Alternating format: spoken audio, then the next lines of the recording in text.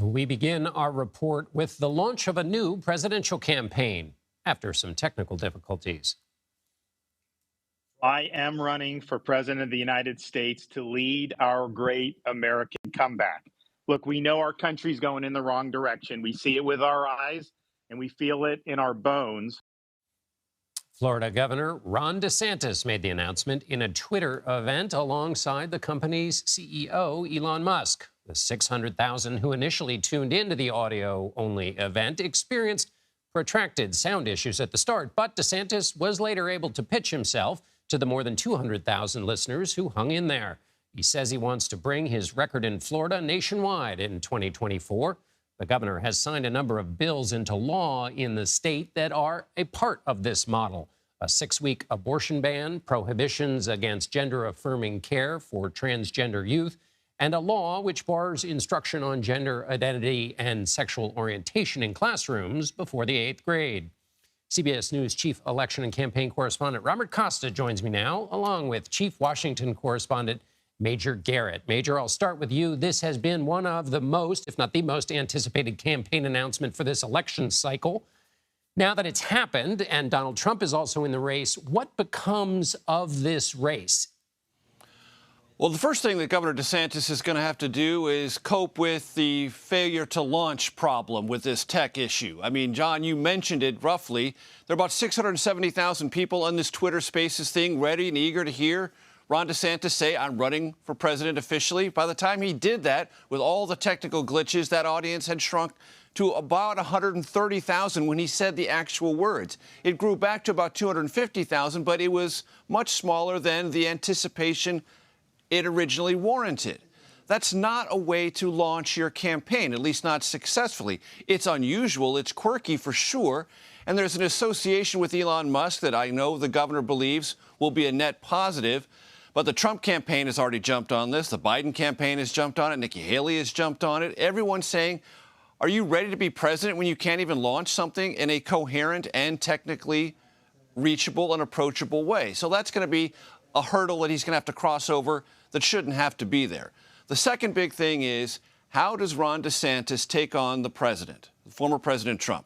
If he does so directly, if he says he's wrong for the future, wrong for the party, bad president, that immediately alienates him from the part of the Republican Party that he knows he needs to win over.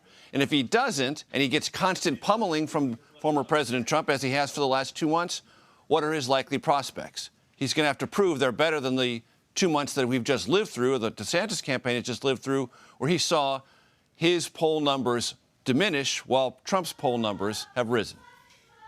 Bob, I want to pick up exactly where Major has taken this. There's an old cliche that your best day as a candidate is the day before you announce, because you're all promise and then the campaign scuffs you up. But what Major just outlined was a decline in altitude for Governor DeSantis, which has now been encased in this metaphor of failure to launch on Twitter. So does the governor have immediate work to do, and does his campaign see that? And if so, what is that work that needs to be done?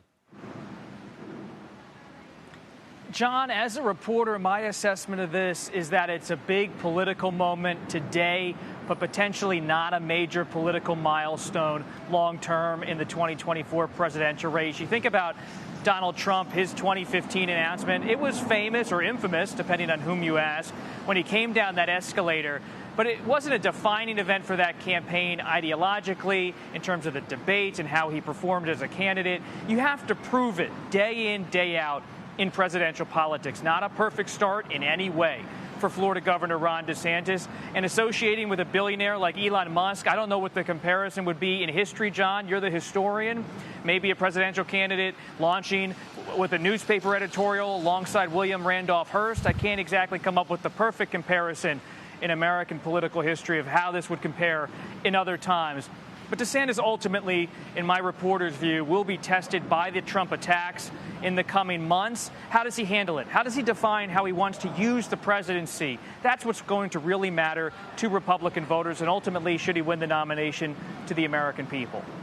Major, a lot of us who cover politics love to talk about the past. Some of us have tried to make a career out of it, but we're also reminded always, don't fight the last war. So is there some way we should be looking at this primary differently, thinking about it differently as we watch these two candidates and the others who have jumped in the race and might jump in soon? It's an excellent question, John, and I really do think there is something that's setting in the punditry class that needs to be evaluated. And what's setting in is, well, Trump is way ahead. He wasn't this far ahead in 2016. It's a multi-candidate field. Multi-candidate fields work to former President Trump's advantage because most Republican primaries and caucuses are winner-take-all or nearly winner-take-all. And if he holds on to that 30-35%, Trump's a shoo-in. This thing is basically over. You see that commentary and some articles suggesting that already, and I don't think that's true. I think there is a lot of flexibility, a lot of variability in this campaign because it really hasn't been joined. DeSantis has $200 million. He'll probably raise a good amount, even though he has started off awkwardly on Twitter with his announcement. That makes him a real candidate. Does money guarantee you relevance in American presidential politics? No, but it's a start. And to Bob Costa's very good point, what DeSantis brings to this race is a contemporary record of achievement in Florida, which he says he will bring to the rest of the nation. And he will say that is a contrast to whatever former President Trump accomplished as president. It's real, it's more contemporary, it's more vital to Republican primary and caucus voters. That has a chance of succeeding if Republican primary and caucus voters are willing to listen.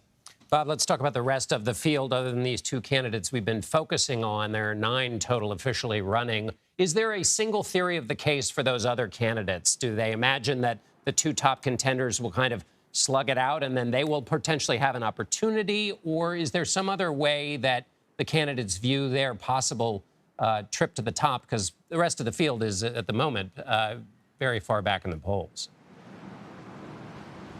Well, John, as I was pacing around the Four Seasons in downtown Miami today, let me be clear, that's not a regular occurrence here at CBS News. That's where DeSantis and his donors are gathered.